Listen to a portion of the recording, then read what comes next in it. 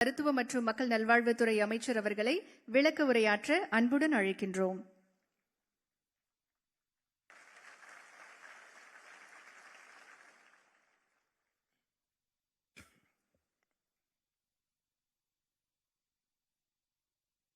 மதிப்பிற்கும் மரியாதைக்கும் உரிய தமிழ்நாட்டின் அன்பு முதலமைச்சர் நம் அண்ணன் திரு விஜய் அவர்களே,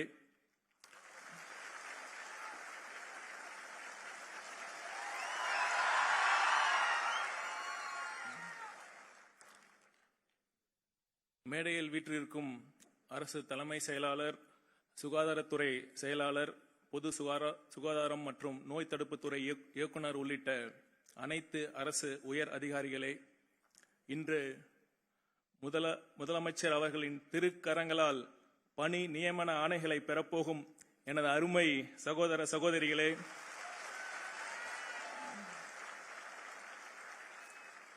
காண கண்கோடி வேண்டும் என்று சொல்வார்களே, அதுபோல் இந்த இனிய நிகழ்வை நெகிழ்ச்சியுடனும் பெருமிதத்துடனும் காண வந்திருக்கும் பெற்றோர்களே மற்றும் ஊடக நண்பர்களே, உங்கள் அனைவரையும் வணக்கம் கூறி வரவேற்பதில் பெருமகிழ்ச்சி அடைகிறேன். தமிழக சுகாதாரத்துறை வரலாற்றில் இது ஒரு பொன்னாள். 751 மருத்துவ அலுவலர்கள் மற்றும் 1393 சுகாதார ஆய்வாளர்களுக்கு பணி நியமன ஆணைகள் வழங்குவது மட்டுமல்ல, சுமார் 140 கோடி ரூபாய் மதிப்பீட்டில் புதிய மருத்துவ கட்டிடங்கள் மற்றும் நவீன மருத்துவ உபகரணங்களை மக்கள் பயன்பாட்டிற்கு அர்ப்பணிப்பதை தாண்டி மிக முக்கியமாக நலம் டிஎன் என்ற நம் கனவு திட்டத்தையும் மாண்புமிகு முதலமைச்சர் அவர்கள் இன்று தொடங்கி வைக்க உள்ளார்கள். பல முக்கிய பணிகளுக்கு மத்தியில் இந்த சிறப்புமிகு நிகழ்விற்கு வருகை புரிந்து இதனை மேலும் சிறப்பாக்கி அழகாக்கிய நம் முதல்வர் அவர்களுக்கு உங்கள் அனைவரின் சார்பாகவும் சுகாதாரத்துறையின் சார்பாகவும் நெஞ்சார்ந்த நன்றிகளை தெரிவித்துக் கொள்கிறேன்.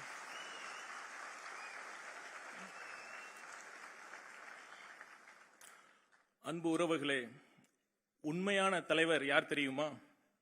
அதிகார நாற்காலியில் அமர்ந்து உத்தரவு பிறப்பிப்பவர் தலைவர் அல்ல, மக்களின் இதயங்களில் அமர்ந்து அவர்களின் துயர் துடைப்பவரே உண்மையான தலைவர். அதற்கு மிகச்சிறந்த உதாரணமாக விளங்கிக் கொண்டிருப்பவர்தான் நம் மாண்புமிகு முதலமைச்சர் அண்ணன் விஜய் அவர்கள்.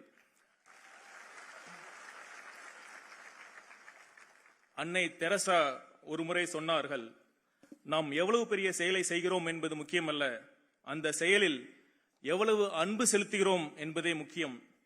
நாம் எவ்வளவு கொடுக்கிறோம் என்பது முக்கியமல்ல, அதில் எவ்வளவு அன்பு இருக்கிறது என்பதே முக்கியம். அதுபோல் ஒரு நல்ல தலைமைக்கு அடையாளம் எந்த அளவிற்கு அதிகாரம் செலுத்துகிறோம் என்பது அல்ல, அந்த அதிகாரத்தில் எந்த அளவிற்கு மனிதநேயம், எந்த அளவிற்கு எம்பத்தி என்று சொல்லப்படுகிற பரிவு, எந்த அளவிற்கு அன்பு இருக்கிறது என்பதுதான் அந்த தலைமையின் உண்மையான அடையாளம்.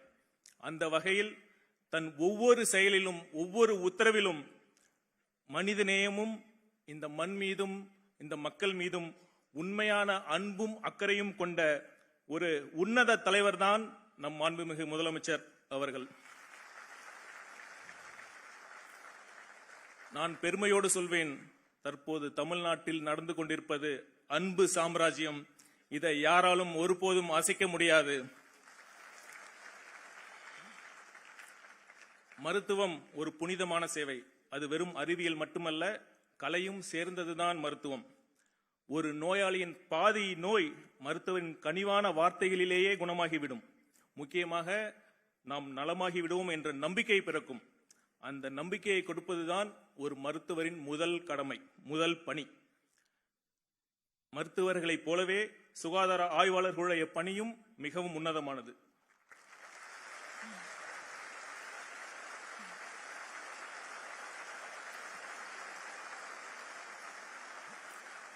ஒரு மருத்துவர் நோயை குணப்படுத்துகிறார், சுகாதார ஆய்வாளர்கள் நோய் வராமல் தடுக்கக்கூடிய அனைத்து முயற்சிகளும்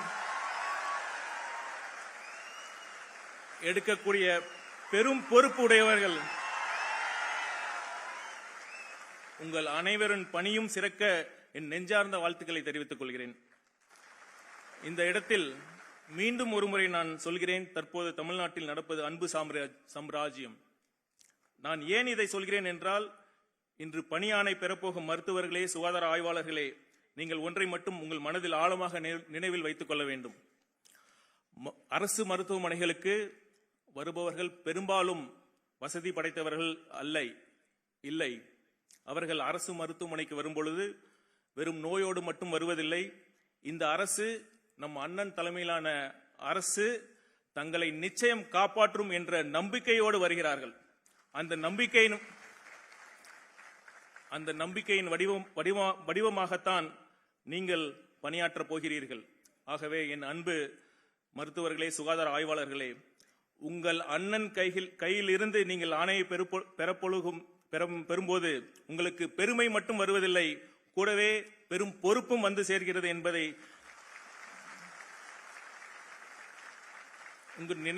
உங்கள் நினைவில் வைத்துக் கொள்ள வேண்டும். உங்கள் சிகிச்சை மட்டுமல்ல, நீங்கள் எளிய மக்களிடம் காட்டும் பரிவும் கனிவான பேச்சும் அன்பான வார்த்தைகளும் தான் இந்த அரசின் மீதான அவர்களின் நம்பிக்கையை காப்பாற்றும் என்பதை நாம் அனைவரும் நினைவில் கொள்ள வேண்டும். இந்த நிகழ்ச்சியில் மற்றொரு முக்கிய அங்கமாக நலம் டிஎன் என்ற ஹெல்த் ஃபவுண்டேஷன் இன்று மாண்புமிகு முதலமைச்சர் அவர்களால் ஆரம்பிக்கப்பட உள்ளது. இது ஒரு செக்ஷன் 8 நான் ப்ராஃபிட் கம்பெனி.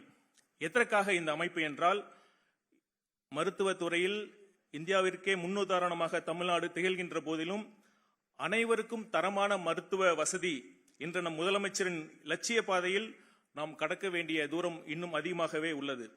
இன்னும் பல அரசு மருத்துவமனைகளில் தூய்மையான கழிவறை, சுற்று சுவர்கள், மருத்துவர்கள் மற்றும் செவிலியர்களின் குடியிருப்பு போன்ற அடிப்படை உட்கட்டமைப்பு வசதிகள் மேற்கொள்ள வேண்டியிருக்கிறது. இன்னொரு புறம் போதிய அளவிலான டயாலிசிஸ் மிஷின்கள், லீனியர் ஆக்சிலரேட்டர் போன்ற நவீன புற்றுநோய் சிகிச்சை உபகரணங்களும் அதிக மருத்துவமனைகளுக்கு கொண்டு செல்ல வேண்டிய தேவை இருக்கிறது. இதன் பொருட்டு தமிழ்நாட்டு சுகாதாரத்துறை முழு அர்ப்பணிப்புடன் தொடர்ந்து செயல்பட்டு வருகிறது. இந்த மகத்தான மக்கள் பணியில் மக்கள் அனைவரும் பங்கெடுக்கக்கூடிய அரிய வாய்ப்புதான் இந்த நலம் டிஎன் அமைப்பு. பெரும் கார்ப்பரேட் நிறுவனங்கள் முதல் பொதுமக்கள் வரை இந்த அமைப்பின் மூலம் அனைவரும் தங்களால் இயன்ற பங்களிப்பை எளிமையாகவும் பாதுகாப்பாகவும் முழு வெளிப்படை தன்மையுடனும் வழங்கும் வகையில் இந்த அமைப்பின் இணையதளம் ஏற்படுத்தப்பட்டுள்ளது என்பதை மகிழ்ச்சியுடன் தெரிவித்துக் கொள்கிறேன். I take this opportunity to appeal to all corporates, small businessmen and other business people to donate generously to this health foundation for the cause of improving healthcare in the state of Tamil Nadu. அதேபோல் பொதுமக்களும் இனி உங்கள் வீட்டில் ஒரு திருமணமோ அல்லது பிறந்தநாள் விழாவாகவோ எதுவாக இருந்தாலும் சரி, ஒரு சிறு பங்கை, அது 100 ரூபாயாக இருந்தாலும் சரி, 1000 ரூபாயாக இருந்தாலும் சரி, இல்லை சில லட்சங்களாக இருந்தாலும் சரி, அதை அரசு மருத்துவமனைகளின் மேம்பாட்டிற்காக வழங்க முன்வருமாறு தாழ்மையுடன் கேட்டுக்கொள்கிறேன். இதில் மேலும் ஒரு சிறப்பு என்னவென்றால், நீங்கள் எந்த மருத்துவமனைக்கு உங்கள் நன்கொடை செல்ல வேண்டும் என்பதையும் நீங்களே தேர்ந்தெடுக்க முடியும். ஒன்று மட்டும் நிச்சயம், நீங்கள் கொடுக்கும் ஒவ்வொரு ரூபாய்க்கும் 100% முறையான வெளிப்படைத்தன்மை, டிரான்ஸ்பரன்சி இருக்கும். இது நம் முதலமைச்சர் அவர்களின் உத்தரவாதம். இறுதியாக ஒன்றை மட்டும் கூறிக்கொண்டு என் உரையை முடித்துக் கொள்கிறேன். மக்களிடம் செல் என்று அறிஞர் அண்ணா கூறினார். நாளை முதல் நீங்கள் மக்களிடம் செல்லப் போகிறீர்கள். இன்னும் சரியாக சொல்ல வேண்டுமானால், இந்த அரசு உங்களை மக்களிடம் அனுப்பி வைக்கிறது. அரசு பணி என்பது மிகவும் உன்னதமான பணி. பிறருக்கு எதையும் எதிர்பார்க்காமல் செய்யும் உதவிதான் உண்மையான மகிழ்ச்சியை தரும். அப்படி எதையும் எதிர்பார்க்காமல் பிறருக்கு உதவி செய்யக்கூடிய அரிய வாய்ப்பை இந்த அரசு பணிதான் வழங்குகிறது. ஆகவே என் அன்பு சகோதர சகோதரிகளே, சிறப்பாக பணி செய்யுங்கள். உங்கள் வாழ்வில் அனைத்து மகிழ்ச்சியையும் பெற்று வளமாக வாழ இந்த அரசின் நெஞ்சார்ந்த வாழ்த்துக்களை தெரிவித்துக் கொண்டு இந்த வாய்ப்பை வழங்கிய மாண்புமிகு முதலமைச்சர் அவர்களுக்கு நன்றி கூறி